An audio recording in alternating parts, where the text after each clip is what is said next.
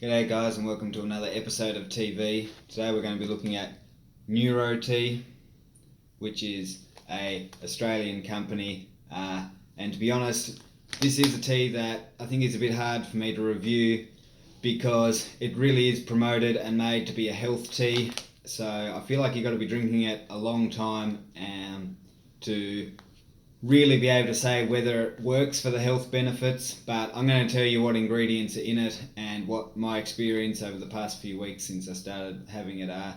I'm certainly enjoying it and I think it's one I will continue to buy. But yeah, without further ado, Neurotea. So Neurotea's ingredients, and I'm very sorry if I pronounce these wrong, but we got Guayusa, which is a caffeinated holly plant that grows in the Amazon rainforest, and all these are made for brain function basically, hence the name Neurotea, and their slogan "Work Smarter." And then the second ingredient is Ginkgo biloba, or ginkgo as lots of sources seem to call it. Now this seems to be a real super herb. It grows natively in China and it's used quite often in Alzheimer's medication.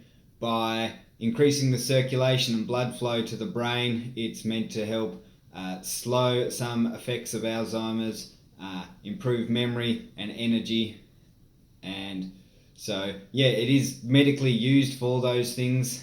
And the third ingredient we have is gotu kola, which is an Asian wetlands plant, and that also again is affecting the brain, so it rejuvenates the nervous system, helps with calming nerves disorders and anxiety, and also improves mental alertness. So yeah, certainly the ingredients that are all known to help with brain function in one way or another. My experience, obviously I haven't had much time, and I think it's something that would help your neurosystem more over a long period of time. However, in the space of a week, what I did was I went 2 days where this was the only caffeinated tea. Sorry, I didn't mention that the... Oh no, I did mention, sorry. The Guayusa is caffeinated, but it's a slow release caffeine. So it means throughout the day it's going to slowly release the caffeine, rather than like coffee or a highly caffeinated tea where you're getting a strong hit and then a low.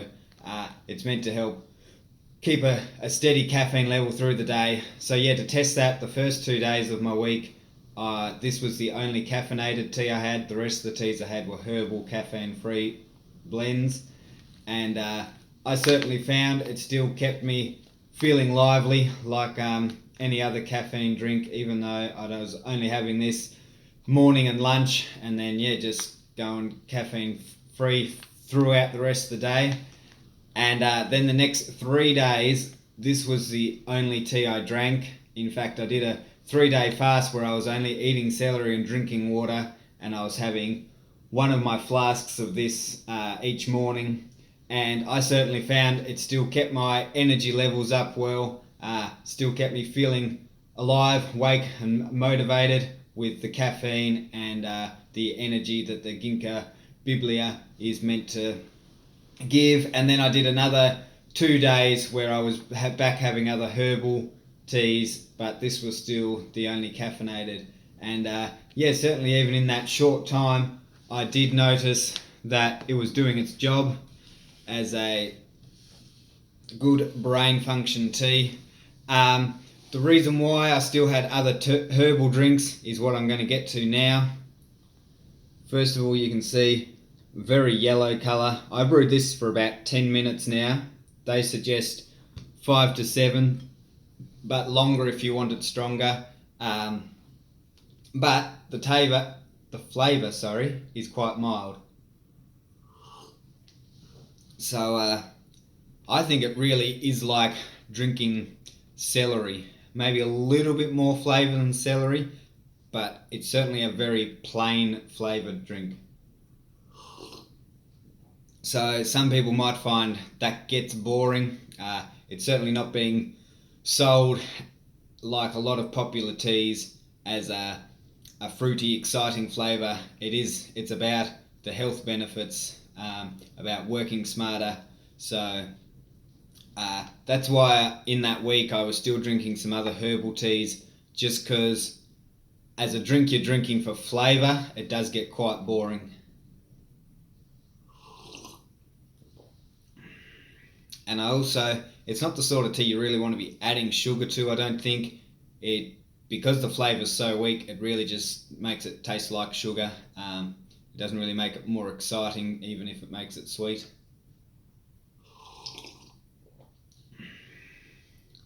So yeah, I'm certainly still, most days I'll have a cup of this early in the day. I think it does help you get up and going, and give you that bit of boost and concentration. Even in the short time I've been having it, I have noticed a positive effect from this tea, so it'll be one I'll continue to have.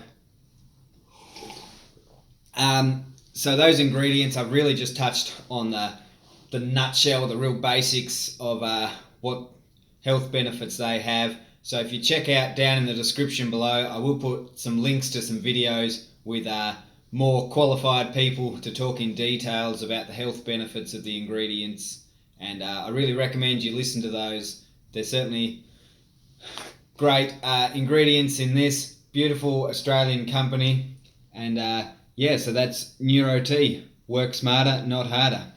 This has been TeaV. I hope you've enjoyed. As always, I'll put the link to their website in the description below, and we'll see you in the next episode.